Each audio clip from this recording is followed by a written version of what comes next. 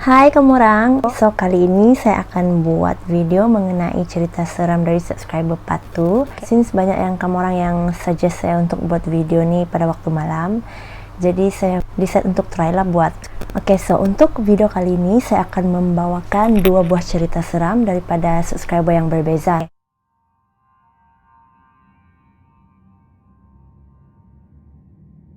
Untuk subscriber yang pertama nih, dia orang Sarawak. Cerita ini adalah terjadi di salah sebuah sekolah yang ada di Bintulu, Sarawak. Pada tahun 2016, saya telah melanjutkan pelajaran di sebuah sekolah yang berada di Bintulu. Dan kisah ini bermula ketika saya berada di semester yang kedua. Ketika berada di semester yang kedua itu, salah sebuah syarikat terkemuka di Malaysia telah menganjurkan sebuah program dan sekolah kami merupakan salah satu sekolah yang menyertai program inovasi tersebut dan telah menghantarkan wakil seramai 20 orang murid. Semasa kami menyusun perancangan untuk membangunkan proyek kami, semuanya kelihatan sempurna saja, sehinggalah pada 2 minggu terakhir, proyek kami mula menampakkan masalah, sedangkan pada masa itu kami adalah sangat-sangat sudah kesuntukan masa. Nah, disebabkan hal itu, kumpulan kami orang terpaksa struggle untuk menyiapkan proyek tersebut,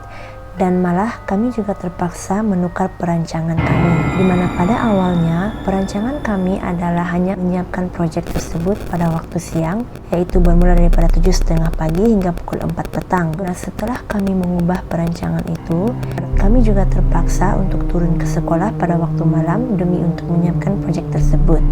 Nah, jadi si subscriber ini dia adalah seorang pelajar harian. So, pada waktu malam dia terpaksa turun lagi ke sekolah demi untuk menyiapkan proyek diorang nih. Kisah seram ini bermula pada hari pertama jadwal baru mereka dijalankan, di mana pada malam yang pertama itu apabila mereka semua sudah berkumpul di depan bilik proyek mereka, which is di blok akademik, mereka sekumpulan ini mendapati bahwa cikgu yang akan membuka kunci untuk bilik proyek tersebut belum sampai dan bilik itu masih berkunci. Oleh disebabkan itu, mereka sekumpulan ini turun semula ke bawah untuk menanti sehinggalah cikgu mereka datang.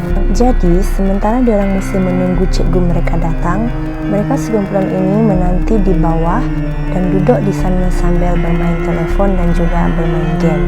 Tiba-tiba, salah seorang daripada rakan mereka berkata, "Bah, bilik itu kan masih berkunci. Jadi takkan kita mau main telepon saja di sini?" bilang si kawan. Lepas tu ketua mereka menjawab, "Betul juga tuh kan, apa kata sambil kita menunggu guru kita datang, mari kita buat aktiviti paranormal," kata si ketua mereka. Setelah mendengar kata-kata daripada ketua tersebut, kami semua pun bersetuju untuk melakukan aktiviti paranormal di kawasan blok akademik tersebut. Kami sekumpulan mula melangkah sambil kami memegang telepon dan merekam apa yang ada di hadapan kami. Kami berjalan di lorong di antara blok akademik kiri dan juga blok akademik kanan. Ketika kami berada di blok akademik sejarah, mata saya tiba-tiba ternampak sesuatu di arah ujung blok. Saya melihat seperti ada bayang-bayang berwarna hitam yang sedang berjalan dan melintasi kawasan itu sebaik sahaja saya memandang ke arah situ. Ianya seperti berbentuk bayang-bayang manusia. Pada mulanya, saya menyangkakan itu adalah security guard yang sedang meronda-ronda di kawasan sekolah. Saya coba untuk bertanya kepada kawan saya yang masa itu berada di belakang saya. Kamu udah nampak apa yang saya nampak tadi?" Saya tanya kawan saya. Kawan saya itu menjawab, "Ya, saya ada nampak." "Apa yang kamu nampak?" saya tanya. "Saya nampak seperti bayang-bayang berwarna hitam di ujung blok sana," bilang kawan saya. Nah, jadi kami telah melihat benda yang sama. Setelah itu, saya berkata kepada kawan saya, "Bah, jangan dulu kita kasih tahu yang lain lah, kita biar saja," saya bilang. Nah, bermula dari situ, saya sudah berasa tidak sedap hati. Akan tetapi, kami tetap terus meneruskan aktiviti paranormal kami pada malam itu.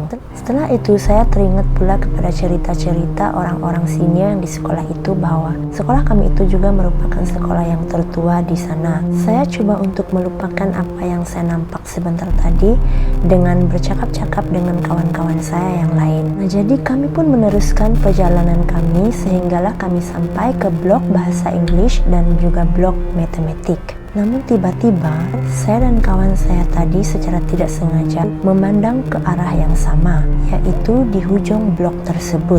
Sekali lagi, kami nampak benda yang sangat aneh dan tidak pernah kami lihat sebelum ini. Kami berdua sangat terkejut karena apa yang kami nampak adalah kain putih yang seakan sedang terapung-apung di udara. Kami berdua sangat terkejut sambil berpandangan sesama sendiri. Pada mulanya, kami menyangka hanya kami berdua yang melihat situasi ini, tapi rupa-rupanya kawan-kawan kami yang lain juga turut sama melihat kain putih yang terapung-apung sebentar tadi. Dan yang lebih dahsyatnya, salah seorang kawan kami ini sempat merekam video kain putih yang terapung-apung di udara itu juga sempat tertangkap dan terekam di dalam video itu. Oleh karena terlampau takut, kami semua terus melarikan diri sekuat tenaga kami, sehinggalah kami sampai semula ke tempat kami berkumpul pada mulanya tadi. Nah, selepas kami melihat kejadian ini, kami terus memutuskan untuk berhenti membuat aktiviti paranormal tersebut. Tapi sejak di hari itu, kumpulan kami sangat sering diganggu oleh benda yang aneh-aneh.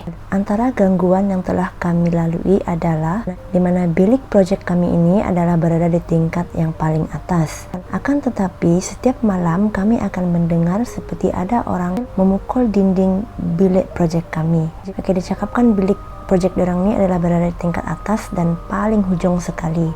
Jadi kalaupun ada orang yang dapat naik,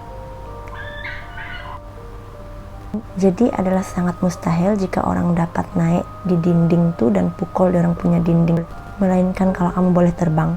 Nah, jadi setiap malam dorang ini akan mendengar seperti ada orang memukul dinding tersebut dengan sangat kuat dan berulang-ulang. Bunyi itu akan berhenti sekejap, tapi selepas beberapa menit macam itu, bunyi itu akan ada lagi. Gangguan kedua yang sering kami alami adalah di mana kami sering mengalami kehilangan barang peralatan kami.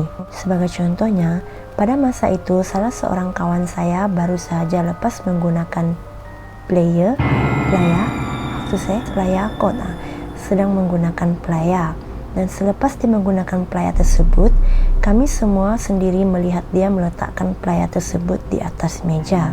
Hanya selang beberapa menit, apabila dia ingin menggunakan playa itu kembali, playa itu sudah tidak ada di atas meja. Dan yang paling mengejutkan sekali adalah pada keesokan harinya, kami menemui playa tersebut di bilik sebelah. How come boleh berpindah di sana? Dan selepas itu ada banyak lagi barang-barang kami yang hilang dan dijumpai di tempat lain. Gangguan seterusnya yang telah kami alami adalah untuk menuju ke bilik proyek kami ini, kami harus melalui bilik kulineri. Dan setiap kali kami melalui bilik kulineri ini pada waktu malam, kami akan mendengar bunyi kerusi ditarik di dalam itu. Ianya seperti ada orang sedang berada di dalam itu dan sedang menarik kerusi di sekeliling kelas tersebut. Padahal bilik kulineri itu akan dikunci setiap kali waktu PNP tamat. Tambahan, bilik itu juga gelap dan tidak dibuka lampu. Jadi sangatlah mustahil untuk ada student berada di sana pada waktu malam. Student? Siapa juga mau ada di sana malam-malam? Setelah melalui beberapa gangguan yang agak dahsyat dan mengganggu emosi kami berasa sangat stres, tambahan pula dengan proyek kami yang pada masa itu masih belum dapat kami siapkan. Kami pun menceritakan perkara ini kepada salah seorang senior, dan senior kami menasihatkan agar kami memadam video yang pernah kami ambil sebelum ini. Mendengarkan nasihat tersebut, tanpa berpikir panjang, kami terus memadam video tersebut. Kami memadam video ini. Hari demi hari kami sudah tidak diganggu lagi, dan thanks God kami berjaya menyiapkan project kami. Oke, ini info tambahan daripada si subscriber ini, dimana dia mencoba untuk mencari tahu mengenai history sekolah derang tula. Nah, jadi pada tahun 2007 pernah ada satu case bully di sekolah tersebut, dimana case bully itu juga telah menyebabkan pelajar yang dibully itu meninggal dunia di asrama. Oleh karena si pembuli-pembuli ini takut akan perkara itu, mereka telah membawa mayat mangsa yang dibully itu ke bilik prep ataupun bilik akademik tersebut. Macam diorang kasih sembunyi di sana lah. Oke, sebenarnya kan saya akui lah, kalau kan saya ini student asrama juga kan. Kalau sekolah tuh macam dia berasrama kan, pada waktu malam kan sekolah berasrama memang nampak sedikit creepy lah. Saya pun tidak tahu kenapa, tapi dia punya vibes tuh lain tau. Kita kena macam stay positif je lah macam itu. Itu saja dari saya. Jangan lupa like, comment, dan subscribe. And I'll see you guys in the next video. Bye kamu. Oke, ini adalah cerita yang kedua, di mana ini adalah daripada subscriber Sabahan. Oke, subscriber ini kan dia siap lukis lagi macam mana rupa orang itu pada masa itu. Saya akan tunjuk sini.